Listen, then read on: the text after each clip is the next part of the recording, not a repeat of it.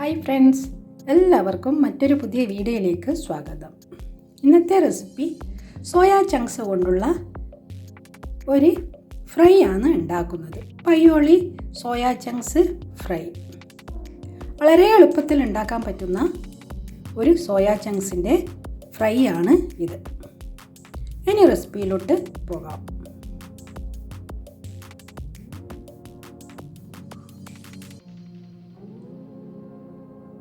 Soya chunks എടുത്തിട്ടുണ്ട്, വെള്ളത്തിൽ soak ചെയ്ത് വെച്ചിട്ടുണ്ട്. അരമണിക്കൂർ വെച്ചാലും മതി.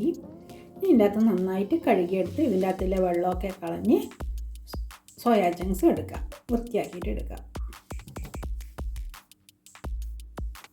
ഇനി വേണ്ടത് ചെറിയ ഉള്ളി എടുത്തിട്ടുണ്ട്, ഇഞ്ചി, വെളുത്തുള്ളി, വറ്റൽമുളക്, പെരിഞ്ചീരകം. ഇത് നന്നായി മിക്സിയിലിട്ട് ചതച്ചെടുക്കാം.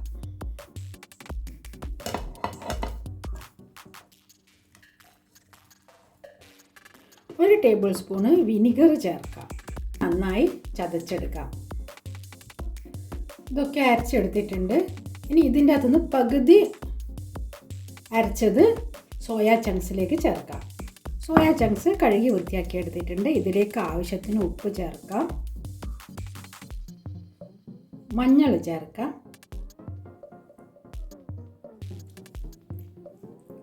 അരച്ചത് ഈ സോയാ ചങ്ക്സ് ചേർത്ത് നന്നായിട്ട് മിക്സ് ചെയ്യാം. ഇതിലേക്ക് കോൺഫ്ലവർ ചേർക്കാം. ഇനി ഇതിലേക്ക് കുറച്ച് അരിപ്പൊടിയും ചേർക്കാം. നന്നായി യോജിപ്പിച്ച് ഒരു 10 മിനിറ്റ് റെസ്റ്റ് ചെയ്യാനായിട്ട് വെക്കാം. ഇനി 1 കപ്പ് തേങ്ങ എടുത്തിട്ടുണ്ട്. ഇതിലേക്ക് അരച്ച് വെച്ചിട്ടുള്ള മിക്സ് ചേർത്ത് നന്നായിട്ട് തേങ്ങ ഒന്ന് യോജിപ്പിച്ചിട്ടെടുക്കാം. കൈ കൊണ്ടുതന്നെ നന്നായി യോജിപ്പിച്ചിട്ടെടുക്കാം. തേങ്ങയിൽ നന്നായി യോജിപ്പിച്ചിട്ടെടുത്തിട്ടുണ്ട്. ഇനി സോയാ ചങ്ക്സ് എണ്ണയിൽ ഫ്രൈ ചെയ്തിട്ടെടുക്കാം. കുറച്ച് ഓയിൽ ഒഴിച്ച് പച്ചമുളകും കറിവേപ്പിലയും ഒന്ന് ജസ്റ്റ് ഒന്ന് ഫ്രൈ ചെയ്തിട്ട് മാറ്റി വെക്കാം. അതേ ഓയിലിൽ സോയാ ചങ്ക്സ് ഫ്രൈ ചെയ്തിട്ടെടുക്കാം. ഡീപ്പ് ഫ്രൈ അല്ല ചെയ്യുന്നത്, ഷാലോ ഫ്രൈ ആണ് ചെയ്യുന്നത്.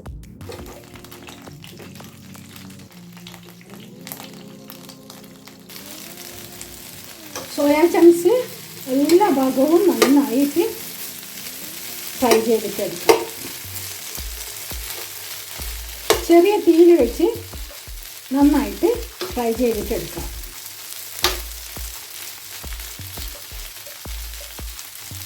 പയ്യോളി സോയാ ചങ്ക്സ് ഫ്രൈ കഴിക്കുമ്പോൾ പയ്യോളി സോയാ ചങ്ക്സ് ഫ്രൈ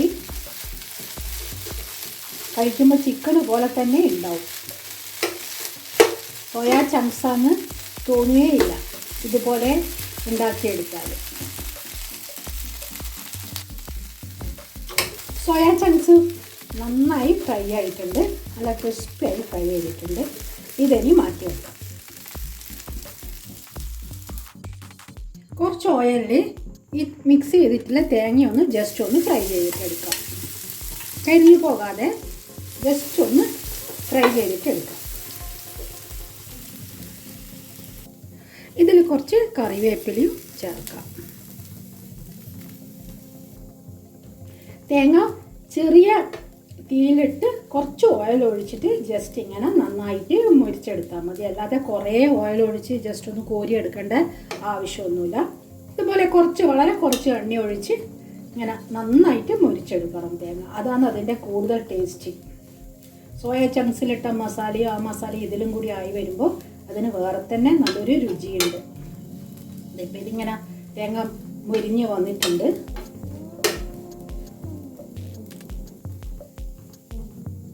ഇതിലേക്ക് സോയാ ചങ്ക്സ് ചേർക്കാം. നന്നായിട്ട് മിക്സ് ചെയ്യാം.